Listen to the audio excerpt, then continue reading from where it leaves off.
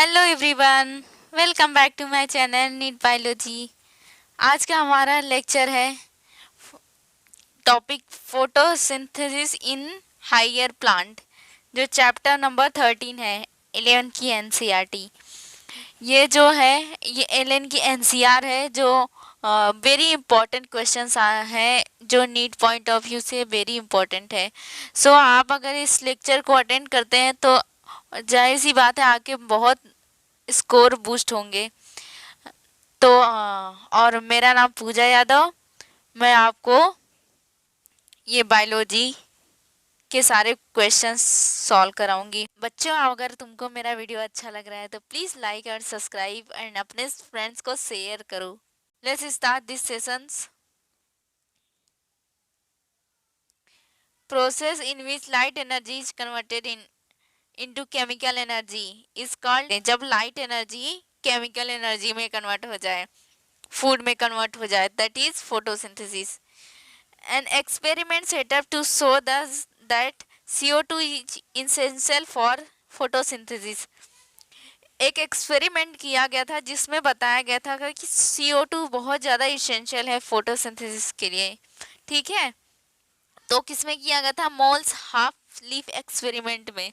इस एक्सपेरिमेंट में ये क्या किया गया था, एक लीफ लिया गया था, उस लीफ को, उसका आधा पोर्शन जो है उसको फ्लास्क में डालते हैं और उसका आधा पोर्शन जो है वो सराउंडिंग में रहेंगे। ठीक है, तो जो फ्लास्क में है उसमें क्या डालेंगे? केओच डालेंगे। जो केओच है ना, वो क्या करता है, वो CO2 को ऑब्जॉर्व कर लेगा। ठीक है, तो CO2 ऑब्जॉर्व करेगा तो जो फ्लास्क के अंदर है वहां पे CO2 अवेलेबल नहीं रहेंगे, वही पोर्शन दिखाएगा लीफ का जो सराउंडिंग है एयर से। ठीक है, और जो इनसाइड है फ्लास्क में वो फोटोसिंथेसिस नहीं दिखाएगा due to absence of carbon dioxide. First all of to demonstrate that sunlight is essential for photosynthesis. पहली बार सनलाइट की इंपॉर्टेंस कौन बताया फोटोसिंथेसिस में? जेन इंजन हाउस ने। सेम सेटअप किया था पिछले की तरह। ठीक है, उसने क्या किया था ना, मनी प्लांट लिया या कोई भी प्लांट लिया जो ऑक्सीजन प्रोवाइड करता है, और एक कैंडल लिया और एक माउस था उस एक्सपेरिमेंट के सेटअप में। ठीक है, उसको किससे ढके थे? बेल जार से उसको ढके थे। माउस और कैंडल जो है वो कार्बन डाइऑक्साइड छोड़ेगा, जिससे ऑक्सीजन नष्ट होते जा रहे हैं, ऑक्सीजन ये लोग यूज़ किए जा रहे हैं। उस बेल जार में कोई ऑक्सीजन बाहर से आने के लिए उसमें मिन प्लांट लगाते हैं। जेन इंजन हाउस ने एकदम से सेटअप प्रिस्टले के द्वारा के जैसा ही सिमिलर किया था, बस उसने इसमें इम्पोर्टेंस दिया कि sunlight is most important for photosynthesis. Aquatic plant में सनलाइट, ब्राइट सनलाइट के प्रेजेंस में जब वहाँ पे स्मॉल बबल्स प्रोड्यूस होते हैं तो some near the green plant, that is called oxygen. जो ऑक्सीजन छोड़ रहा है वो ग्रीन प्लांट। ठीक है, और due to presence of sunlight. Production of glucose takes place in green part of plant establish by जेविसैक। हाँ, इन्होंने ग्लूकोज का प्रोडक्शन बताया था, और ये जो स्टोर होता है स्टार्च के फॉर्म में। ठीक है, जबकि जो बाद में उसने और क्या बताया कि जो ग्रीन सब्सटेंस है जिसे क्लोरोफिल्स कहते हैं वो कहाँ प्रेजेंट होता है? क्लोरोप्लास्ट में। ठीक है, नेक्स्ट,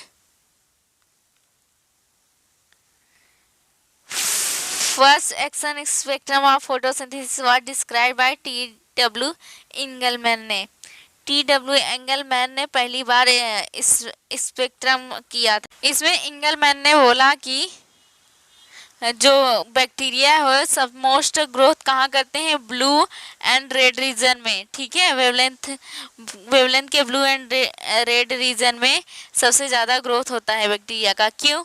जो ग्रीन प्लांट्स है वो ग्रीन लाइट है वो रिफ्लेक्टेड हो जाएगा, बाकी रेड एंड ब्लू है वो ऑब्जॉर्प्शन होता है उसका, जिसके वजह से वहाँ पे फोटोसिंथेसिस सबसे ज़्यादा होता है। Name the algae which was used to describe the action spectrum of photosynthesis.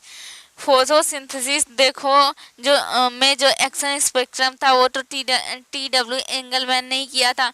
तो उन्होंने देखो ग्रीन प्लांट नहीं लेके उन्होंने ग्रीन अलगा लिया था जिसका नाम था Cladophora.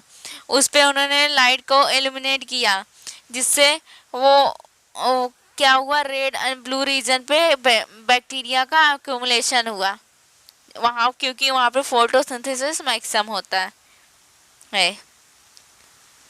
Next, who demonstrate that photosynthesis is light dependent reaction in which hydrogen from suitable oxidizable compounds reduces carbon dioxide to देखो जो ये लाइट डिपेंडेंट रिएक्शन है, ठीक है।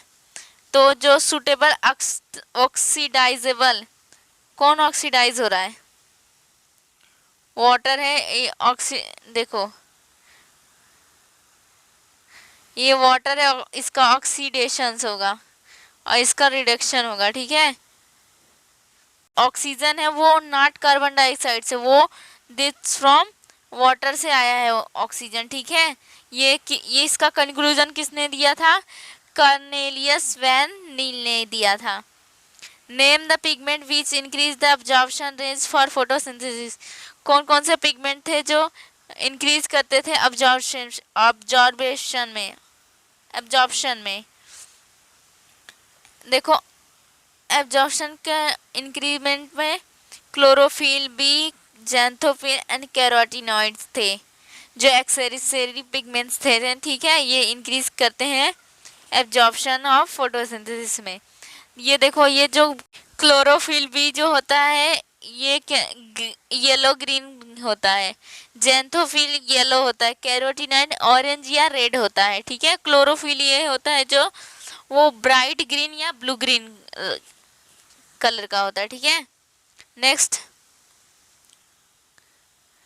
where the proton and O2 formed during splitting of O2 likely to be released, देखो जब proton O2 formed होता है, O2 फॉर्म्ड होता है कैसे, कहाँ O2 फॉर्म्ड होता है, inner side membrane of thylakoids, क्योंकि वहाँ पे वाटर की स्प्लिटिंग होती है तो ऑक्सीजन निकलता है और हाइड्रोजन H+ के फॉर्म में, प्रोटॉन के फॉर्म में निकलता है during splitting of water.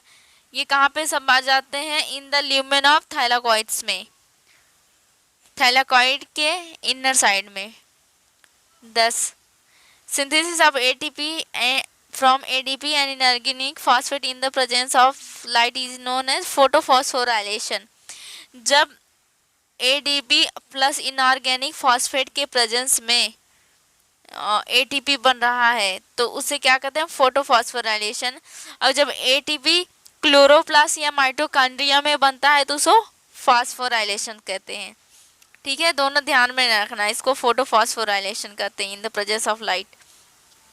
Identify A and given the figure light reaction, देखो इसको ही बोला है कि इसको क्या बोलते हैं, ये देखो ये लाइट है, ये क्या है, साइक्लिक सिस्टम है, ठीक है। तो क्लोरोफिल 700 और यहाँ से इलेक्ट्रॉन अप हिल गया, यहाँ से कहाँ पे आया, ETS में, इलेक्ट्रॉन ट्रांसपोर्ट सिस्टम में आया। And this was is electron acceptors. Next, write the requirement for chemiosmotic ATP synthesis। chemiosmotic में ATP synthesis के लिए क्या क्या यूजफुल होता है, एक मेम्ब्रेन चाहिए, ठीक है, proton pump, proton gradient, ATPase चाहिए। मेम्ब्रेन जो होता है वो थाइलाकॉइड मेम्ब्रेन होता है, ATPase होता है जिससे ATP की सिंथेसिस होती है। Next, name the place where accumulation of proton occur during the chemiosmosis in chloroplast and mitochondria respectively। देखो जो क्लोरोप्लास्ट एंड माइटोकॉन्ड्रिया है इनमें ATP की सिंथेसिस होती है, ठीक है। तो ATP की सिंथेसिस के लिए कहाँ पे होगा, तो इन दोनों में एक चीज डिफरेंट है, जो माइटोकॉन्ड्रिया है इसमें रेस्पिरेशन भी होता है, तो यहाँ पे इंटरमेम्ब्रेन स्पेस में होगा, जबकि यहाँ पे थाइलाकॉइड ल्यूमेन में होता है। ठीक है, क्लोरोप्लास्ट में थाइलाकॉइड के इनर साइड मेम्ब्रेन में होता है, जबकि माइटोकॉन्ड्रिया में इंटरमेम्ब्रेन स्पेस में होता है। Phase the lead to synthesis of food sugar in photosynthesis is called. जो फेज होता है ड्यूरिंग फोटोसिंथेसिस उसे क्या कहते हैं? उसे देखो, फोटोसिंथेसिस के लिए पहले हमने क्या किया था, पहले प्रोसेस देख लो। हमें डार्क रिएक्शन में जाना पड़ेगा। डार्क रिएक्शन में हमने देखा था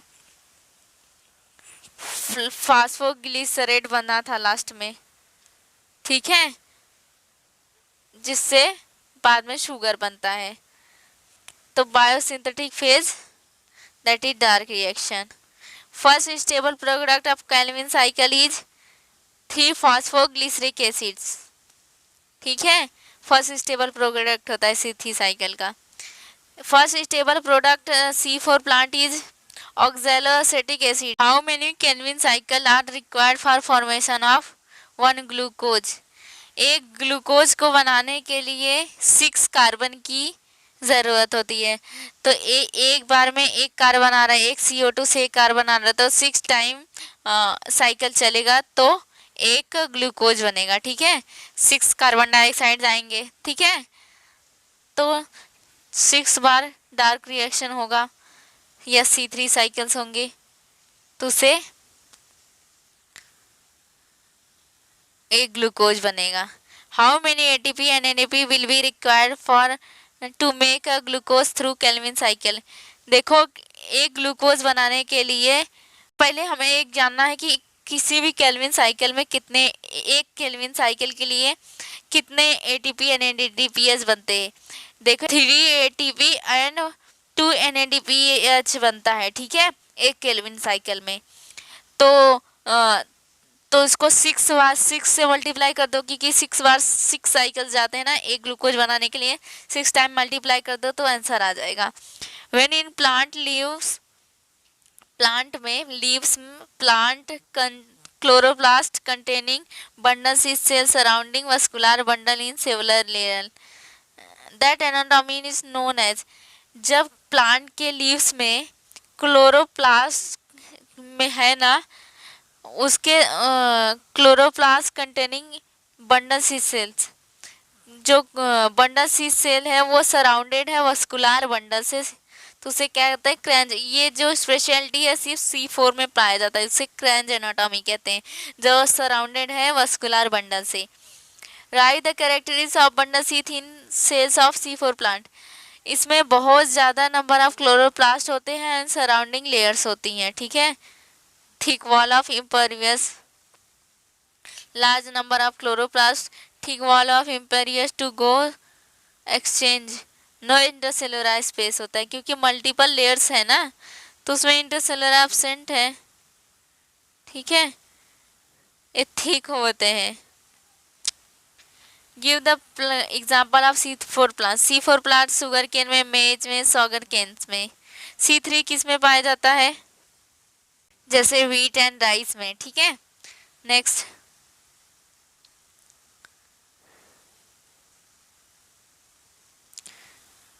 right the enzyme which is present most abundantly in the world.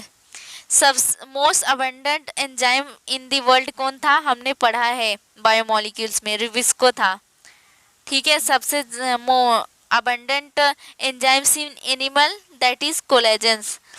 For which substance rubisco so great affinity. देखो, रुबिस्को की एफिनिटी दोनों के साथ है, कार्बन डाइऑक्साइड के साथ भी है, ऑक्सीजन के साथ है, लेकिन कार्बन डाइऑक्साइड से थोड़ी सी ज़्यादा है। ठीक है, name the product of photorespiration which are the result of O2 binding up to RUBP। देखो, फोटो रेस्पिरेशन एक वेस्टफुल प्रोसेस है। ठीक है, मोस्ट ऑफ हमने देखा है कि जब हमने केल्विन साइकिल में देखा, रुबिस्को जब रिएक्ट करता था एक कार्बन डाइऑक्साइड से तो PGA बनाता था। ठीक है, उसका फॉस्फोग्लिसरिक एसिड बनाता था। लेकिन यहाँ पे अगर ऑक्सीजन जुट रहा है तो क्या बनाएगा, एक प्रोडक्ट फॉस्फोग्लिसरेट बनाएगा और एक प्रोडक्ट फास्फोग्लाइकोलेट बनाएगा, ठीक है, फास्फोग्लिसरिक एसिड एंड एक फास्फोग्लाइकोलेट। नेक्स्ट,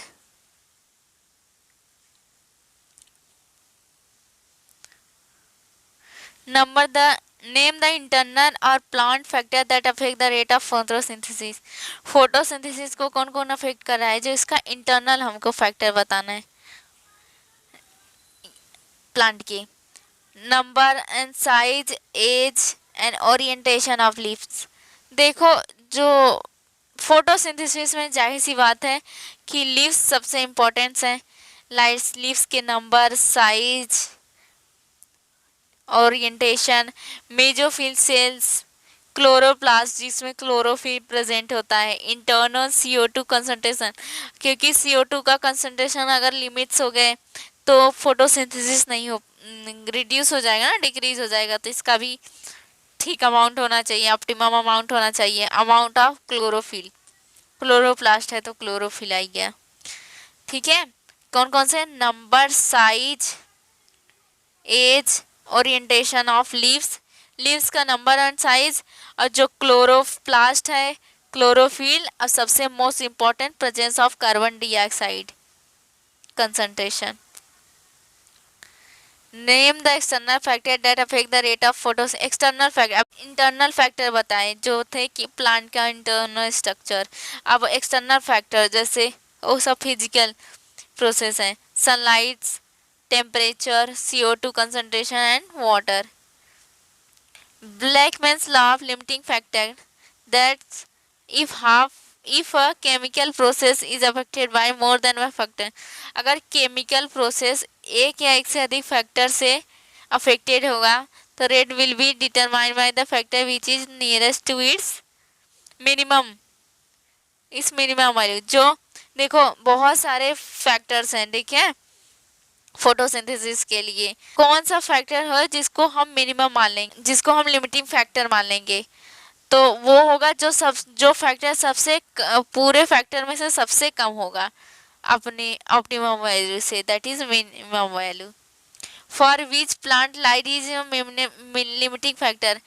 देखो, जो लाइट है बहुत ज़्यादा मात्रा में प्रेजेंट है, ठीक है, क्योंकि सनलाइट है, कंटिन्यू लाइट प्रोवाइड कर रहा है, लेकिन फिर भी ये लिमिटिंग फैक्टर हो सकता है, जैसे डेंस फॉरेस्ट में एंड शेड्स प्लांट्स में। जो छोटे पौधे हैं वो बड़े पौधे से झक जाते हैं ना, तभी भी उनको लाइट्स नहीं मिलता, तो भी लाइट्स एक लिमिटिंग फैक्टर हो जाता है फोटोसिंथेसिस के लिए। Right the concentration of CO2 eight which C3 and C4 plant show saturation respectively. देखो, हमारा जो C4 प्लांट है ना, वो मैं कम से कम कार्बन डाइऑक्साइड का यूज करके मैक्सिमम प्रोडक्टिविटी देता है, ठीक है। तो इसका कार्बन डाइऑक्साइड का सैचुरेशन 360 माइक्रोलीटर होता है, ठीक है, और जो कि C3 का जो है वो मैक्सिमम CO2 लेगा, ठीक है, तो 450 माइक्रोलीटर पर लीटर। तो जो लिमिटिंग फैक्टर होगा दोनों में से किसके लिए होगा, C3 के प्लांट के लिए होगा कार्बन डाइऑक्साइड, ठीक है। Among the light and dark reaction which reaction is more temperature affected. Temperature से सबसे ज़्यादा अफेक्शन किसको होगा, डार्क रिएक्शन में। क्यों, क्योंकि डार्क रिएक्शन में बहुत सारे एंजाइम्स हैं। Right the effect of water stress on the plant. Water stress होने से क्या होता है प्लांट में, विल्टिंग हो जाती है, ठीक है, क्लोज लीफ की विल्टिंग हो जाती है, स्टोमाटा क्लोज हो जाता है, मेटाबॉलिक एक्टिविटी स्लो हो जाती है, reducing the surface area of the plant, ठीक है, इतने सारी चीज़ें हो जाती हैं।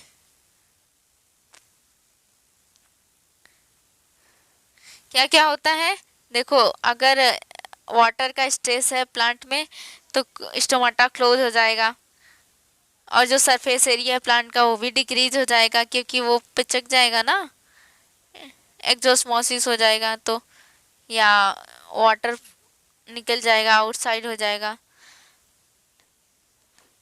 इन photosynthesis direct light driven reaction are called, direct light ले रहा है तो लाइट रिएक्शन ही कह रहे हैं, और some reaction are dependent on the product of light reaction. Light reaction के प्रोडक्ट्स क्या थे, एटीपी एंड एनएडीपीएच, ठीक है, उसका यूज करके डार्क रिएक्शन होता है, डार्क रिएक्शन, ठीक है, जिसे शुगर बनता है।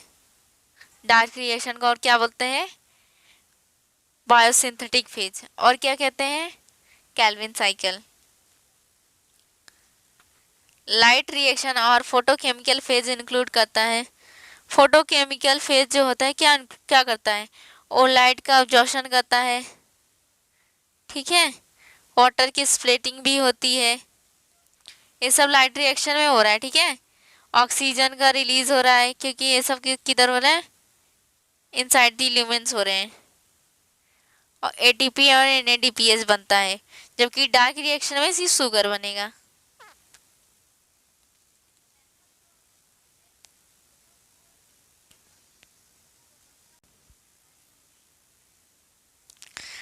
इन PS1 रिएक्शन सेंटर क्लोर PS1 में जो reaction centre chlorophyll has absorption peak at the 700 nanometre.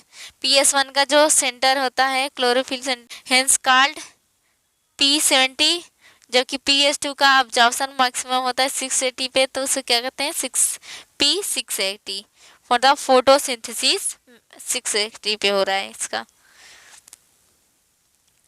C4 plant are special है, या इसलिए स्पेशल है जो डेजर्ट प्लांट्स होते हैं जैसे शुगर केन, ठीक है, ये सब में पाए जाते हैं। है स्पेशल टाइप ऑफ, इसके पास स्पेशल टाइप का लीफ एनाटॉमी होते हैं जो वास्कुलर बंडल से सराउंडेड होते हैं, ठीक है।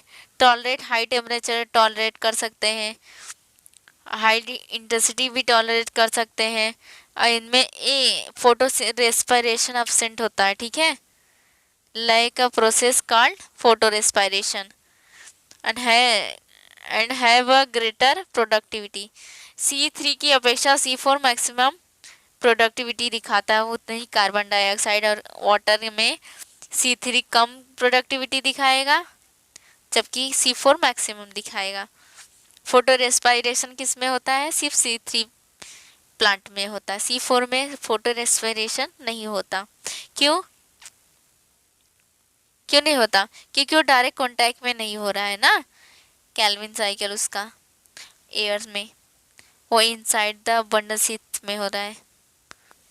And next, in the photorespiration pathway there is neither synthesis of, ना तो उसमें शुगर की प्रोडक्शन हो रहा है, ना तो एटीपी का यूज़ हो रहा है, ठीक है, बल्कि यूटीपी का यूटिलाइजेशन कर रहा है, CO2 को रिलीज करता है CO2 को, और एटीपी का यूटिलाइजेशन कर रहा है, ये नुकसान ही कर रहा है, वेस्टफुल प्रोसेस है फोटो रेस्पिरेशन, ठीक है, जो C3 प्लांट्स में पाए जाते हैं। प्लांट और internal factor affect the photosynthesis, plant के वो इंटरनल फैक्टर जो फोटोसिंथेसिस को अफेक्ट करते हैं, दैट इज वो किस पर डिपेंडेंट होते हैं, प्लांट के growth and genetic predispositions. Plant have greater high temperature optimum than the plant adapted to, जो ट्रॉपिकल प्लांट्स हैं वो ऑप्टिमम होते हैं हाई टेम्परेचर पे, ठीक है, जो ट्रॉपिकल प्लांट है वो हाई टेम्परेचर को अडॉप्ट करते हैं देन दी टेम्परेट क्लाइमेट्स। वाटर स्ट्रेस काज स्टोमाटा, अगर वाटर का स्ट्रेस है तो स्टोमाटा क्लोज होते हैं, ठीक है, reducing the CO2 availability, CO2 भी नहीं रहेगा, ठीक है, विल्टिंग हो जाएगी किसकी, लीव्स की, और भी बहुत सारी चीज़ें होती हैं, जैसे सरफेस एरिया डिक्रीज हो जाएगा लीव्स का, मेटाबॉलिक एक्टिविटी भी उतना अच्छा वर्क नहीं होगा। Next, absorbing given figure marks the statement true or false, statement true or false। By this experiment Priestley for hypothesized that plant store and air, plant जो होता है वो स्टोर करता है एयर को, what ever the breathing animal and burning candles. देखो animals जो है और जो बर्निंग कैंडल्स है दोनों भी ऑक्सीजन का यूज करके ये लिविंग रहेगा और ये जलता रहेगा, ठीक है। अगर ठीक है, so what is the, it's true, हाँ इट्स ट्रू। हमको ट्रू और फॉल्स बनाना है, ट्रू। क्योंकि अगर प्लांट नहीं रहा तो ऑक्सीजन प्रोड्यूस नहीं होगा, जिससे दोनों मर जाएंगे, चूहा भी मर जाएगा और जो बर्निंग कैंडल्स है वो भी बुझ जाएगी। Next, following graph carefully and select the true और फॉल्स, ट्रू और फॉल्स बताना है। Chlorophyll B, कैरेनोइड्स, chlorophyll A. देखो मैक्सिमम ऑब्जॉर्प्शन किस होता है ना, रेड एंड ब्लू पे, ठीक है, ठीक है, यहाँ पे ब्लू, यहाँ पे रेड। नेक्स्ट, ये ट्रू है। और ये रेट ऑफ फोटोसिंथेसिस, फोटो जहाँ एब्जॉर्प्शन ज़्यादा होगा वहाँ पे फोटोसिंथेसिस भी सबसे ज़्यादा होगा, तो देख रहे हो maximum blue and red area में ही हो रहा है फोटोसिंथेसिस भी, लाइट अब्जॉर्ब भी इसी रीजन्स में हो रहा है, दैट्स ट्रू। तो तीनों सही है। अब हमें बताना है, graph indicate that wavelength of blue and red colour chlorophyll so maximum absorption, maximum absorption हमने देखा ब्लू एंड रेड रीजन में हो रहा था, सही है। बी इंडिकेट्स दैट, जो बी वाला डायग्राम था फोटोसिंथेसिस का, wavelength of blue and red colour so maximum rate of photosynthesis, जहाँ पे सबसे ज़्यादा अब्जॉर्प्शन होगा तो वहाँ पे फोटोसिंथेसिस भी होगी, ठीक है। ब्लू एंड रेड लाइट के रीजन में सबसे ज़्यादा फोटोसिंथेसिस होगी, वहाँ पे बैक्टीरिया ज़्यादा एक्यूमुलेट होंगे, हमने देखा था TW एंगलमैन का एक्सपेरिमेंट, ठीक है, ट्रू। नेक्स्ट क्या बोला है, ग्राफ सी लाइट के बारे में बोला है, 1:1 overlap between absorption spectrum of chlorophyll A and action spectrum of, देखो एब्जॉर्प्शन एंड फोटोसिंथेसिस एक दूसरे के मार्जिनल लाइन पे है, मतलब ब्लू एंड रेड लाइट के रीजन में ही है, बट नॉट ओवरलैप है, 1:1 ओवरलैप, तो दैट इज द फॉल्स, ठीक है। फोटो से देखो वहाँ पे लिखा है 1:1 ओवरलैप, 1:1 लैप नहीं है, सिर्फ रीजन में है that.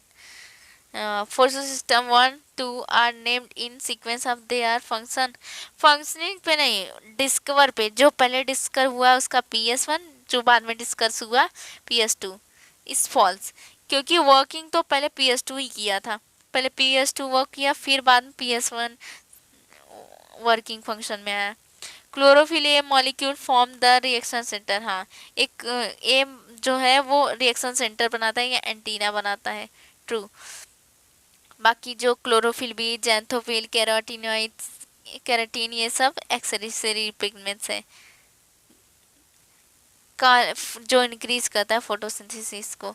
Biosynthetic phase of photosynthesis as a dark, biosynthesis phase को डार्क रिएक्शन भी कहते हैं, ट्रू, ठीक है ना, केल्विन साइकिल का।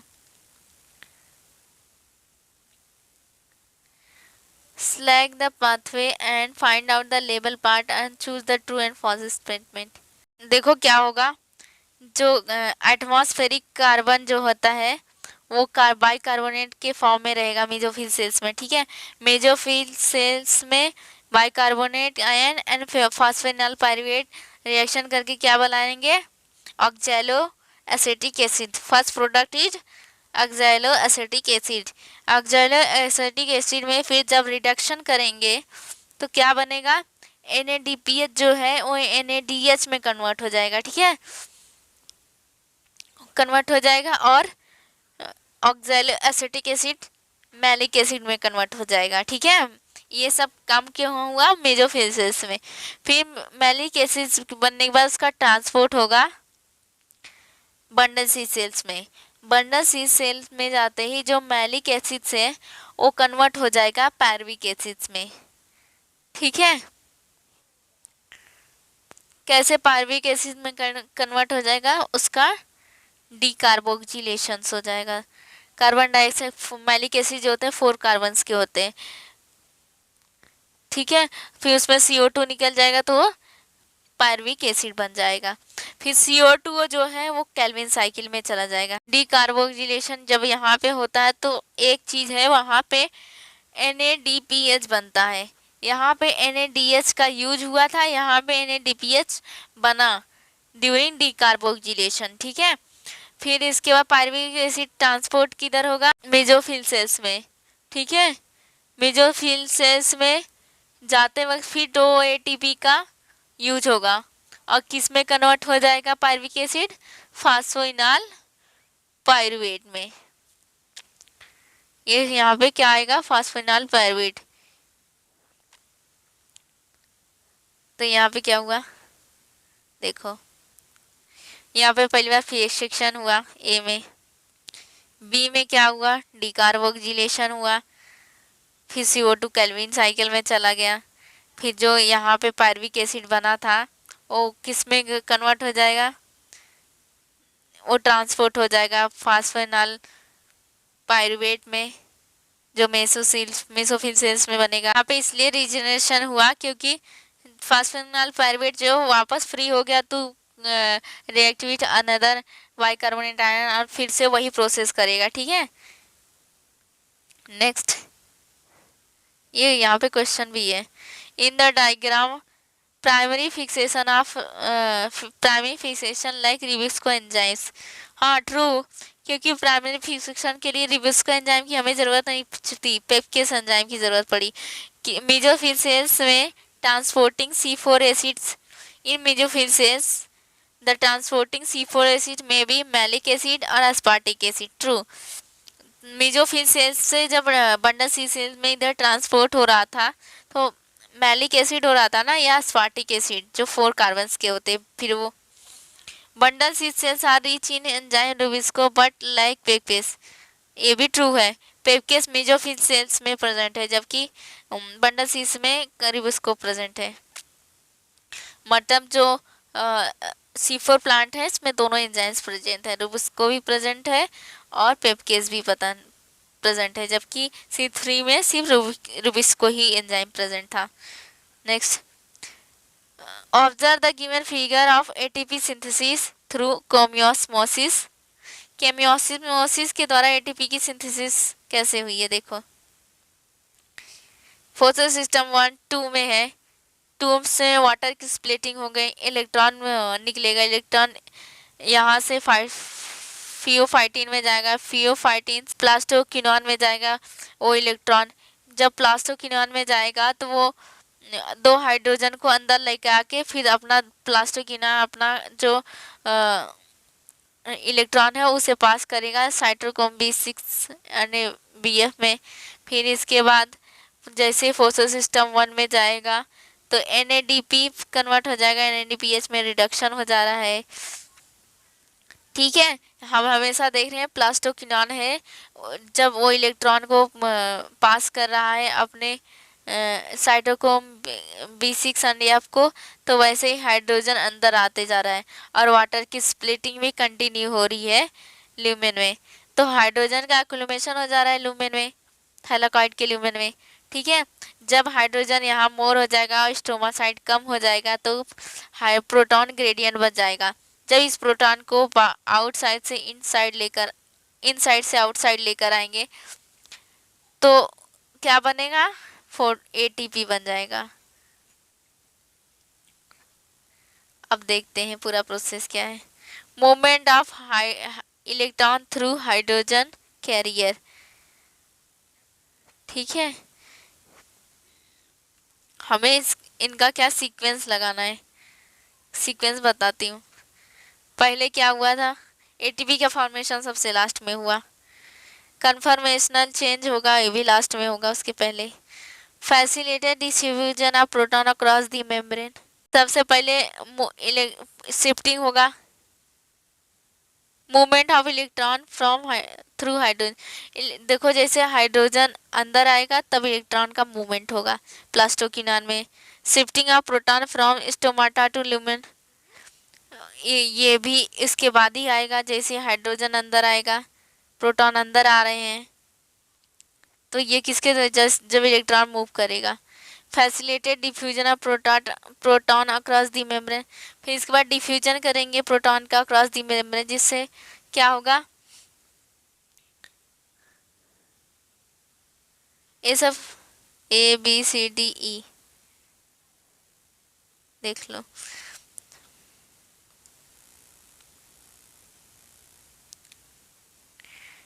Observe the given figure and represent the section of chloroplast। हाँ, सेक्शन ऑफ क्लोरोप्लास्ट। देखो ये आउटर मेम्ब्रेन है, ये इनर मेम्ब्रेन है। सबसे ज़्यादा परमिएबल आउटर मेम्ब्रेन होता है, इनर मेम्ब्रेन लेस परमिएबल होता है, ठीक है। ये आउटर मेम्ब्रेन, इनर मेम्ब्रेन, ये क्या है, स्ट्रोमा लैमेला। इसमें क्या होता है, स्ट्रोमा लैमेला में PS1 होता है, डार्क मतलब इनसाइड होता है स्ट्रोमा लैमेला में। और जबकि जो लाइट नॉन साइक्लिक जो रिएक्शन है वो स्ट्रोमा लैमेला में होता है, जबकि नॉन साइक्लिक क्या होगा, अरे ग्राना या थैलाकोइड्स में होगा। तो PS1 और PS6 side containing PS1 PS2 कहाँ पे होगा, थाइलाकॉइड किधर है, डी में होगा। फिर डार्क रिएक्शन जो होगा वो भी क्या होगा, स्ट्रोमा में होगा, तो ये इधर है, दैट्स मीन ई में होगा, ठीक है। और स्टोर का कार्बोहाइड्रेट को स्टोर करता है स्टार्च ग्रैन्यूल, CF होगा। स्टोर करता है फैट को, देखो फैट का स्टोरेज लिपिड ड्रॉपलेट्स हैं, ये G है, ठीक है।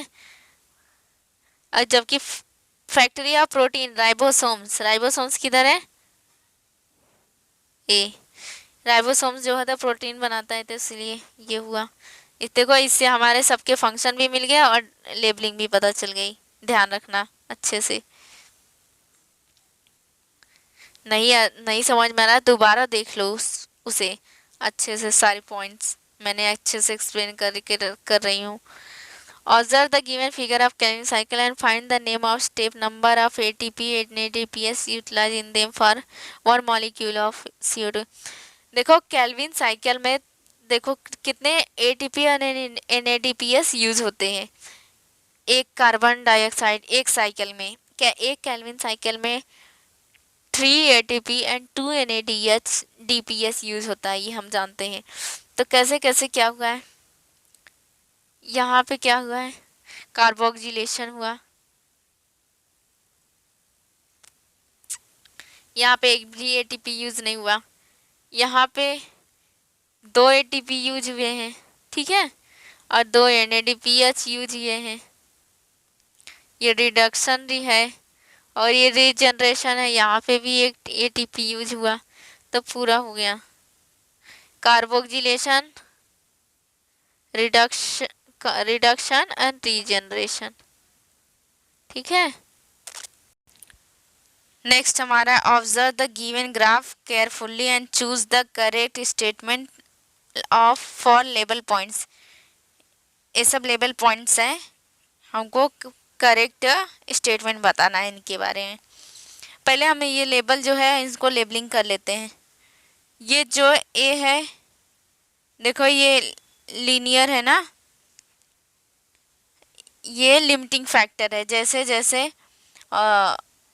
इंटेंसिटी लाइट की इंक्रीज होगी फोटोसिंथेसिस रेट का इंक्रीज हो जाएगा, रेट ऑफ फोटोसिंथेसिस इंक्रीजेस, और ये लिमिटिंग फैक्टर है।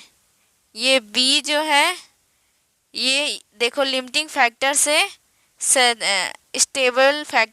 स्टेबिलिटी में जा रहा है, मतलब इसके बाद अगर लाइट की इंटेंसिटी इंक्रीज करने के बाद भी फोटोसिंथेसिस इंक्रीज नहीं होगा, तो ये ट्रांजिशनल फैक्टर है। सी जो है ये सैचुरेशन पॉइंट है, डी ये अब सैचुरेशन पॉइंट, इसके बाद फोटोसिंथेसिस बिल्कुल इंक्रीज नहीं होगा, और सी जो है स्टेबल पॉइंट्स है।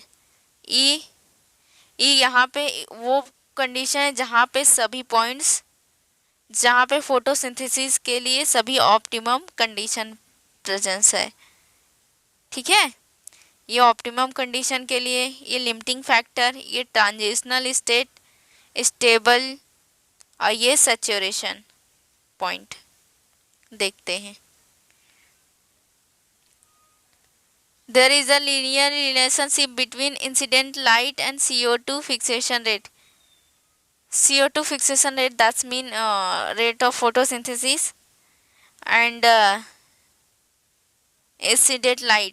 इंसिडेंट लाइट और रेट ऑफ फोटोसिंथेसिस के बीच में लीनियर रिलेशनशिप है। दैट्स स्टेटमेंट इज राइट, है ना, लीनियर ग्राफ है।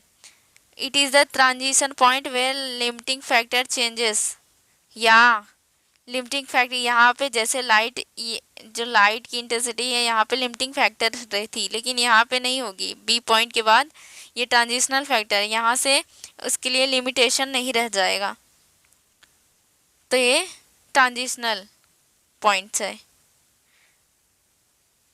और सी एट दिस रीजन, ये भी ट्रू है, ये भी ट्रू है। At this region light intensity not showing detrimental effect और रेट ऑफ फोटोसिंथेसिस। हाँ, सी जो पॉइंट मैंने बोला वो उसके बाद कितना भी लाइट की इंटेंसिटी इंक्रीज करो या कुछ भी करो, रेट ऑफ फोटोसिंथेसिस कम नहीं होगा, उस पर कोई इफेक्ट नहीं पड़ेगा। ठीक है, डी जो दिखाया था वो सैचुरेशन पॉइंट दिखाया था। XX for shades on dense forest. ठीक है, ई क्या था, ई मैंने बोला था सारे पॉइंट ऑप्टिमम होंगे। The point show maximum rate of photosynthesis at optimum presence of various parameters. Carbon dioxide available है, ठीक ठाक में लाइट भी प्रेजेंस है, एंड वाटर भी प्रेजेंस है, सभी ऑप्टिमल कंडीशन अवेलेबल है, तो क्या दिखाएगी, मैक्सिमम फोटोसिंथेसिस होगी पॉइंट पे। Next, match the column. Intensity of light, alignment of chloroplast. High light होगा तो किस पे पड़ेगा, डायरेक्ट मेसोफिल के वॉल पे पड़ेगा। ठीक है, वॉल पे ही जाएगा। फिर लो होगा तो डायरेक्ट परपेंडिकुलर जाएगा। मॉडरेट होगा तो डिस्पर्स थ्रू साइटोप्लाज्म द्वारा। ये देख लेना, एनसीईआरटी में नहीं है, इतना इम्पोर्टेंट पॉइंट ऑफ व्यू से नहीं है, बट फिर भी देख लेना। क्लोरोफिल ये जो है वो ये ब्राइट या ब्लू ग्रीन होता है। क्लोरोफिल बी जो होता है ये येलो ग्रीन होता है। ज़ैंथोफिल जो होता है ये येलो होता है। कैरोटीनॉइड जो होते हैं येलो एंड येलो ऑरेंज या रेड होता है। ठीक है, क्लोरोफिल ये क्या होता है, ब्राइट होता है, ग्रीन। बी जो होता है येलो ग्रीन होता है, ये येलो, और दैट वन ऑरेंज या रेड। नेक्स्ट, ये पूरा हमारा टेबल है। देखो हमने कितने क्वेश्चन सॉल्व किए। अब ये रह गया है लास्ट, आई थिंक, हाँ this one is the last. ये बहुत इम्पोर्टेंट है और इसमें से हर साल नीट में एक ना एक क्वेश्चंस इस टेबल में से नेसेसरी पूछे ही जाते हैं, तो इम्पोर्टेंट है। Cell type in which Calvin cycle takes place. Calvin cycle देखो C3 में जो होता है वो मेसोफिल्स में होता है और C4 में है वो बंडल शीथ में होता है, क्योंकि बंडल शीथ में कार्बन डाइऑक्साइड अवेलेबल होता है। Cell type in which initial carboxylation takes reactions occur. पहली बार कार्बोक्सिलेशन या फिक्सेशन कहाँ हो रहा है, यहाँ पे देखो RUBP कार्बन डाइऑक्साइड से रिएक्ट करता है मेसोफिल सेल्स में। इसमें भी पेप जो है कार्बन डाइऑक्साइड से रिएक्ट करके मेसोफिल, दोनों मेसोफिल्स में ही हो रहा है कार्बोक्सिलेशन दोनों का। How many type of cells does leaf have that fix CO2। कितने टाइप के सेल्स होते हैं इस C3 में, तो 1 टाइप के होते हैं दैट इज मेसोफिल्स, जबकि C4 में 2 टाइप्स के होते हैं, एक बंडल शीथ सेल्स, एक mesophyll cells. Which is the primary CO2 acceptor.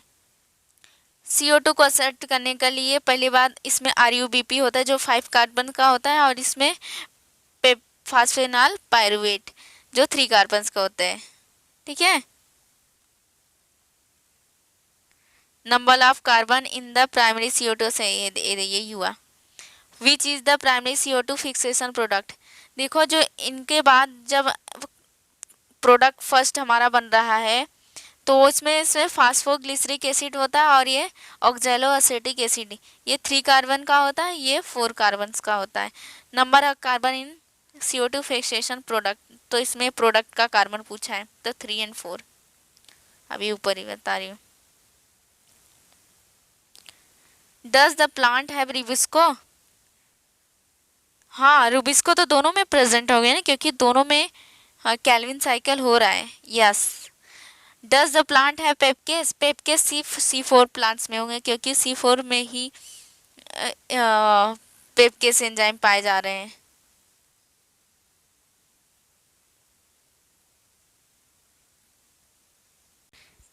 इसमें यस बोला है, that's wrong. It's wrong, yes होना चाहिए, क्योंकि पेपकेस सिर्फ C4 प्लांट्स में ही प्रेजेंट है।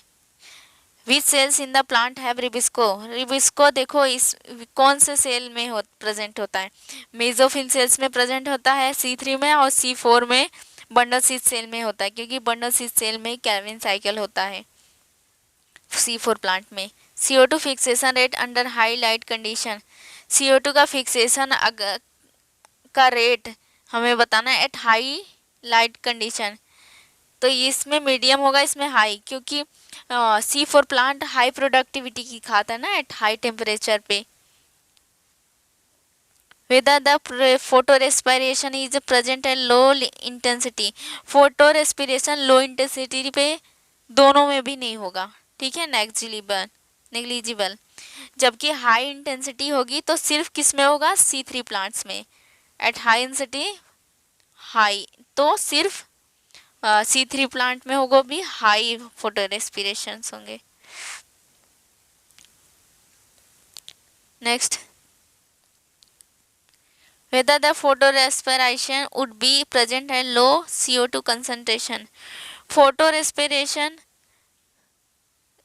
at अगर हाँ फोटो रेस्पिरेशन कम कंसंट्रेशन CO2 का रहा तो क्या होगा, इसमें ज़्यादा रेस्पिरेशन होगा, इसमें तो होगा ही नहीं, क्योंकि इसमें C4 में बोल दिया है कि इसमें फोटो रेस्पिरेशन एब्सेंट है। क्यों, क्योंकि ये डायरेक्ट कांटेक्ट में नहीं आता ऑक्सीजन के। Whether the first photorespiration would be present at high CO2 concentration. Photo नहीं, अगर हाई कंसंट्रेशन हुआ तो जो RUBP की एफिनिटी O2 की अपेक्षा CO2 के पास ज़्यादा होगी, तो वो CO2 से रिएक्शन कर लेगा, ना कि ऑक्सीजन से करके फोटो रेस्पिरेशन करेगा, तो नेग्लिजिबल होगा अगर एट हाई CO2 कंसंट्रेशन पे। टेम्परेचर ऑप्टिमम, टेम्परेचर जो होता है इसमें 20 to 25, इसमें 30 to 40, दैट्स राइट। एग्जाम्पल इसमें व्हीट एंड राइस, इसमें मेज, शुगर केन, सॉर्गम, ठीक है, C4 में हो गया। चैप्टर इज कंप्लीटेड, और this is very important for NEET point of view. वैसे every chapter will very important. तो चैप्टर कंप्लीट हो गया है, अब आप इसका रिवीजन कर लो। अगर आपको ये वीडियो अच्छा लग रहा है तो यार अपने फ्रेंड्स में शेयर करो, खुद लाइक एंड सब्सक्राइब करो, मुझे भी मोटिवेट इससे मिलेगा कि हाँ मैं अच्छा कर रही हूँ।